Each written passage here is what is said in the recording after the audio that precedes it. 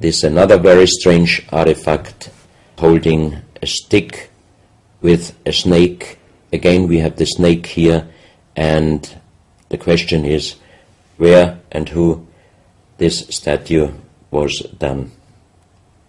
This is a photo of the Altiplano in Bolivia.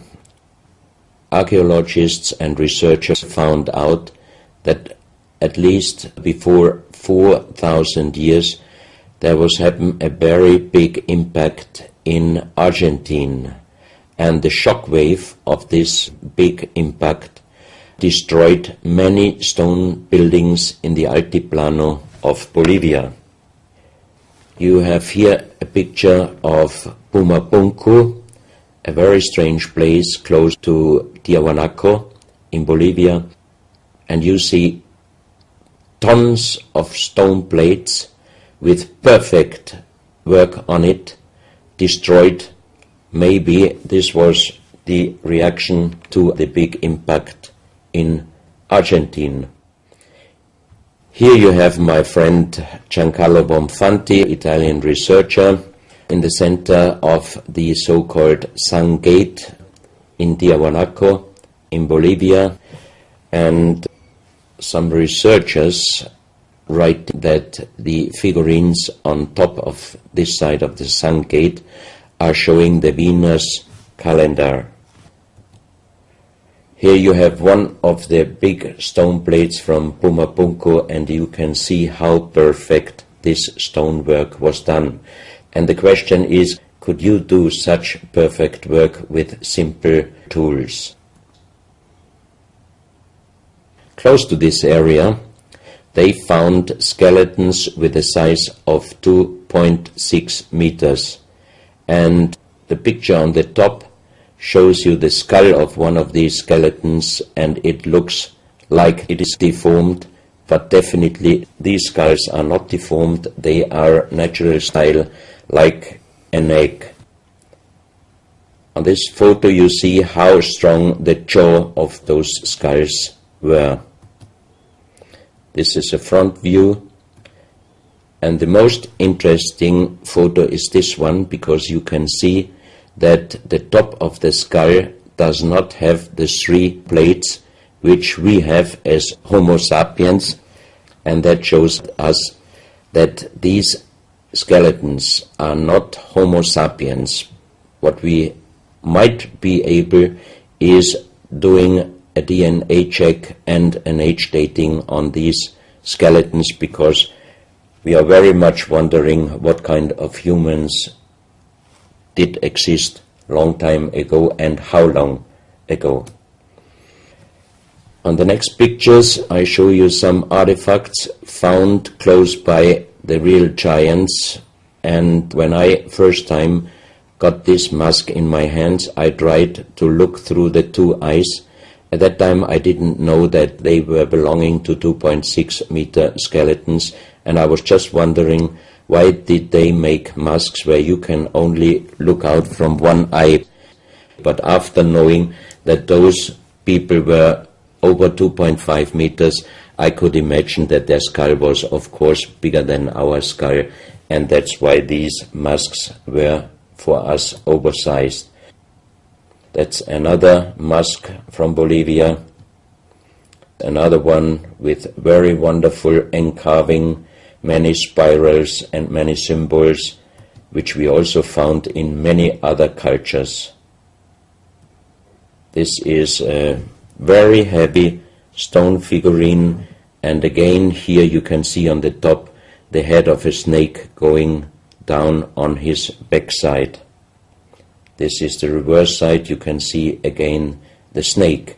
So that means the snake must have been a very, very important animal in the past of our history.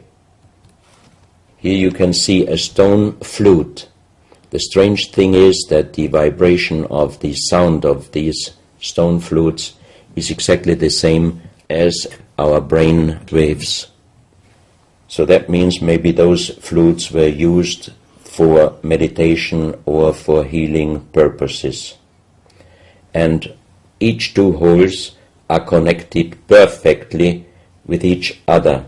That means you can make perfect holes into this very, very hard stone, but how you connect with simple tools the two holes on the bottom, this would be, even in our days, a very difficult work to do. Because it's in the shape of a U and it curves around inside the stone. That's right. And with simple tools, you are definitely not able to do such a work. And even the holes are very precise. This is the form of a boat, and you have 3 flute pipes at the end. Here you can see how perfectly they were made. This is another flute, very small. You can use it only with very soft blowing, and the sound is like the sound of the dolphins. This is an artifact where we do not have any idea for what purpose it was used. Now we are in Colombia. On the next few photos, I show you very strange artifacts from Colombia in South America. The most famous industrial designer and architect in Colombia, Professor Jaime Gutierrez, is collecting strange artifacts from his country already since centuries. His most important piece is the so-called genetic disc. Here you can see a disc made out of lyddite, a very hard stone. It's nearly the same hardness as granite, but the structure of lyddite is like leaves, so it would be quite impossible to make the same disc in our days out of the same material. The diameter of this disc, we call it the genetic disc, is about 27 centimeters. And on this disc you have several things presented which usually you can only see with a microscope. For example, on the left side, around 11 o'clock, you can see one egg, human egg, without, and another with spermia. On the right side, at approximately 1 o'clock, you can see some spermias, and then you have several very strange presentations which we could not explain. But here on the left side you have a microscopic photo from the inside of a lady done by a Swedish photographer, and you can see that the egg without and with spermia looks exactly like the presentation on this genetic disc. On the reverse side you have on top several presentations of fetus in different size, different age, ending up with looks like a little child. You see also at the end of the plate around 6 o'clock female and male, and also on the right side around 9 o'clock you can see the presentation of man, woman and child. But the strange thing is how they present those human-like heads. Here you can see a knife done by the same material, lyddite. On top of the knife, on the handle, you have mother's head. Beyond you have the child's head, and the umbilical cord is going around the neck of the child. So that means this knife would have been used to cut the umbilical cord, saving the child's life. This is a close-up mother, child and umbilical cord. This is an instrument. It might have been used for helping the child coming out, leaving the mother, when there were some complications. And it is also made out of the same material, lyddite. You have here the vagina and the child's head coming out, and on the reverse side you can put only your thumb inside. That means you can only use this instrument with your fingers, meaning you cannot use power. So that means it might be safer helping the child leaving the mother than our instruments we are using in our days, because sometimes the modern instruments, while being used, can damage the child's head. This, we think, is a medical instrument. It is also Lyddite, and it's a perfect form. Another one, and these are other ones, they are very much smaller than shown on this photo. And when we did material check in Vienna, the most expert worldwide checked those pieces. First of all, the material. Each one is done with Lyddite, and the form itself, he checked them, and finally he said, I cannot tell you how they were done, who did they make, but the only thing I can definitely tell you, from the same material in our days, we cannot make the same instruments. So how old they are we do not know, but as they were found in Colombia and they do not fit any existing pre-Columbian culture, we must consider that those artifacts are at least older than 6,000 years. But we cannot explain what kind of technology they did use to be able to make such instruments and such tools made with Lyddite. You can see each piece fits exactly every kind of hand, never mind how big the size of the hand was. Each instrument, each tool fits exactly each hand which was using those instruments. This face looks a little bit like the Maui, the big stone statues from Easter Island. Here you have a close-up. This, in joking, I call it the dentist chair. Perfectly done, but again, same material, Lyddite. And the strange question is, why, if they could make such perfect figurines out of this very difficult material, why did they show the human face always with big round eyes and a little nose and a big mouth? There is no real explanation possible. This is again one piece from Colombia, Lyddite. On the front side you see the mother holding the baby, and on the back side you see the man with armors, most probably for hunting. This stone figurine was found in Colombia. It looks exactly like the Maui statues from Easter Islands, but it is only about 30 centimeters in size. This is another masterpiece of stonework. You have on both sides presented one bird, but if you look at the front side, you can see that the two birds presenting a face, and on the left side, between the bird's head and the wings, you see again this unknown writing which we found on stones from all over the world. This is the mother holding a child, very strange face, and it's a kind of jade material. This is another stone from Colombia showing an armadillo. On top of the armadillo you can see a strange face with long ear and two horns on top. On this artifact you can see a smiling face on top. You have two triangles on this side, and on the other side, on the right side, you have a face. Again, the animal face on the right side, and some unknown symbols. And on the bottom of this object you see an animal, looks like a crocodile. Now we are moving to Guinea, West Africa, very close to the border with Mali.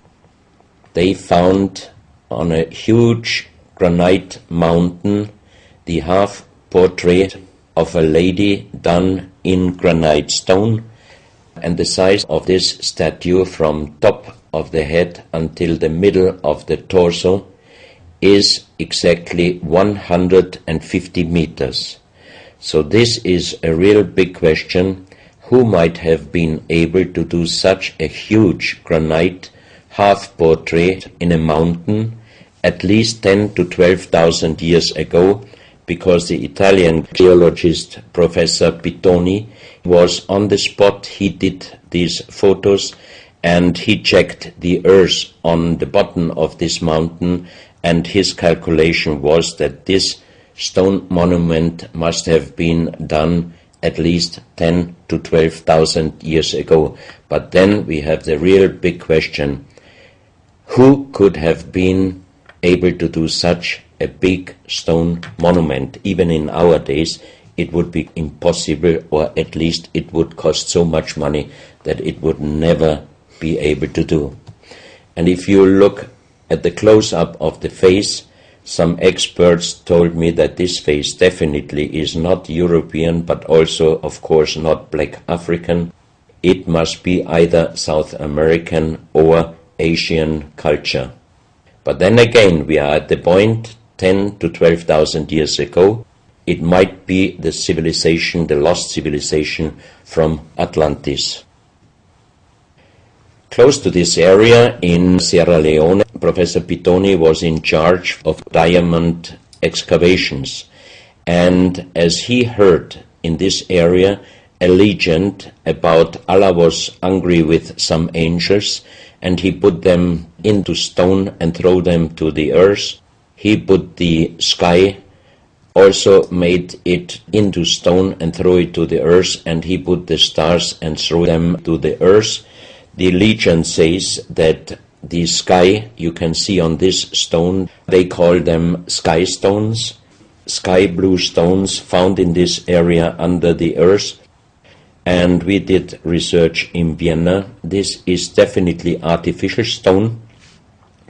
It's not a natural stone, and all the material could be found, but the only thing they could not inform us is what kind of color did they use to get this real sky blue color. The stone figurines found from 20 meters down to even 50 meters. Professor Pittoni always took some organic material from the finding place, and the age dating of those stone artifacts are from 2,500 years up to the oldest one, 17,000 years. Here you have a granite stone, so-called normoli, stone normoli, with very nice encarving. Here you have a man sitting on an elephant, as there are also the legends of giants all over Africa. You know how big is an elephant. It's a wonderful stonework. It's very hard and very heavy. There are also some artifacts showing half human or human with the head of a reptile, holding a kind of pot in their hand, and they could put something inside this pot, and also on top of several normolis there is a hole for putting something inside, and most probably they were used for ceremonies. Here you have a kind of animal. It looks like a dinosaur, and when Professor Pittoni found this statue, it was making a strange noise. So he opened the statue, and they found inside the small black ball you can see on the bottom of the statue, and this was iron material. When we did the research on this artifact, and especially on this metal ball, next morning the professor called me and told me that somebody must have done a bad joke to me. I asked why, because the result of the research was this metal material is chrome steel, and chrome steel was found first time at the beginning of the 20th century in Austria. That means it was impossible inside a statue with the age of approximately 17,000 years. But when I called immediately Professor Pittoni, he was laughing and he said, "I'm a geologist. If a statue is making a strange sound, I do not open it just right away, but I did several X-rays, and you can see here on the right picture one of the X-ray photos, and you see that inside the closed statue already the round ball, the chrome steel ball, was existing. On this X-ray photo you can see exactly, and also Professor Pittoni saw that this statue in former days already was opened but perfectly closed again, and he called a specialist who opened it exactly concerning this photo, the small stone ball which was closing the whole inside, and you can see that the metal ball was already existing. Some of you might have watched several pictures, photos on the internet of giant skeletons found in desert, in India, in China and other places. Most of those photos were competition photos to present Photoshop. Perfectly done. I also was quite impressed when I received first time one of those photos, but these photos I'm showing you now, they are definitely not coming out from a Photoshop competition. These photos are real skulls and skeletons. This skull was found in a tunnel system underground in Colombia. The skull is dated up to 11,000 years. The skull is bigger than normal skull, and the front teeth of the jaw are lined up in a different way than our teeth. Something that occurs to me here is that there's a very strong, pronounced jaw. It's a very prominent jawline, very prominent chin. And here you see a photograph that was shown to us by a Project Camelot insider. Now, this isn't a real photograph. This is a scene from the old Arnold Schwarzenegger movie Conan the Barbarian. And what you're seeing here is a special effect on the actor James Earl Jones. The critical thing here is the shape of the jawline. Our witness, who had spent time with the Anunnaki in real time, in the present day, said that one of the things that characterizes them, besides their size, which he says was 8 or 9 feet tall, he said they're very large and they're very strong and they look larger than that, but that's round about their height, which matches exactly the 2.6 meters that Klaus has been talking about. He said it's a very prominent, strong jawline, and this is what strikes me about these skeletons, these skulls here that we're looking at right now. Didn't know. No, you need to know this. Back to Klaus. So once again, here you have a very old photo done in a museum in La Valletta in Malta, and it shows several long skulls, and the explanation is deformed skulls, but they are very long, going to the back. This is one of several very, very strange skulls. They are presented in a small museum in Ica in Peru. Ica is located close to the famous Nazca lines, and the museum is called Museo Maria Reiche, the German lady who was researching her whole life about the Nazca lines. And in this museum you can see the most strange skulls I ever saw, all found in this area close to the Nazca lines. So the question is, what kind of humans were living there, and how did they get those skull forms? And especially this one, definitely several doctors and experts told me it would not be possible to create such a kind of deformation, because through deformation you do not get the double bone material on the skull, and on this skull even you have particles of the skin and hairs, and I think it would not be difficult to do a age dating and especially a DNA analysis of this skull. On this picture I show you some legendary skeleton forms of giants. In the year of 1964, in the south of Ecuador, in the province Loja, there broke down a part of a mountain platform, and Father Carlos Vaca, who was working as a priest in hospitals, he was called to this place and he found the broken bones of a giant. Good. Well, Klaus, I asked you if you would take us on a journey, and for the last nearly an hour, I think it is, you've taken us on a fascinating journey not only around the world, but through time, back as long ago as 17,000 years. And it's a real reminder of how little we know about what our history really is.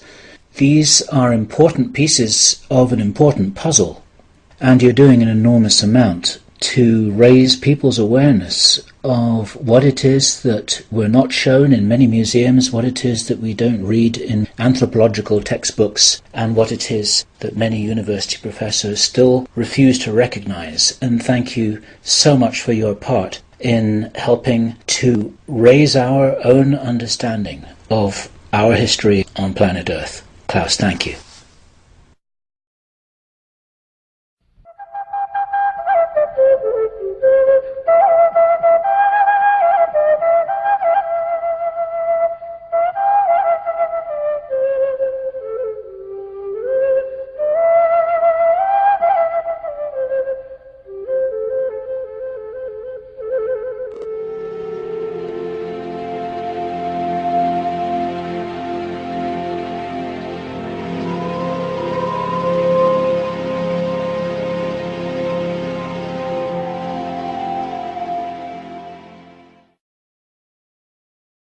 This is another very strange artifact holding a stick with a snake. Again we have the snake here, and the question is where and who this statue was done. This is a photo of the Altiplano in Bolivia. Archaeologists and researchers found out that at least before 4,000 years there was happened a very big impact in Argentina, and the shock wave of this big impact destroyed many stone buildings in the Altiplano of Bolivia. You have here a picture of Pumapunku, a very strange place close to Tiahuanaco in Bolivia, and you see tons of stone plate, very wonderful encarving, many spirals and many symbols, which we also found in many other cultures. This is a very heavy stone figurine, and again here you can see on the top the head of a snake going down on his backside. This is the reverse side, you can see again the snake. So that means the snake must have been a very, very important animal in the past of our history. Here you can see a stone flute. The strange thing is that the vibration of the sound of these stone flutes is exactly the same as our brain waves. So that means maybe those flutes were used for meditation or for healing purposes. And skeletons, because we are very much wondering what kind of humans did exist long time ago and how long ago. On the next pictures I show you some artifacts found close by the real giants, and when I first time got this mask in my hands I tried to look through the two eyes, At that time I didn't know that they were belonging to 2.6 meter skeletons, and I was just wondering, why did they make masks where you can only look out from one eye? But after knowing that those people were over 2.5 meters, I could imagine that their skull was of course bigger than our skull, and that's why these masks were for us oversized. That's another mask from Bolivia, another one with skeletons with a size of 2.6 meters. And the picture on the top shows you the skull of one of these skeletons, and it looks like it is deformed, but definitely these skulls are not deformed, they are natural style, like an egg. On this photo you see how strong the jaw of those skulls were. This is a front view, and the most interesting photo is this one, because you can see that the top of the skull does not have the three plates which we have as Homo sapiens, and that shows us that these skeletons are not Homo sapiens. What we might be able is doing a DNA check and an age dating on these with perfect work on it, destroyed. Maybe this was the reaction to the big impact in Argentina. Here you have my friend Giancarlo Bonfanti, Italian researcher, in the center of the so-called Sun Gate in Tiahuanaco in Bolivia, and some researchers write that the figurines on top of this side of the Sun Gate are showing the Venus calendar. Here you have one of the big stone plates from Pumapunku, and you can see how perfect this stonework was done. And the question is, could you do such perfect work with simple tools? Close to this area, they found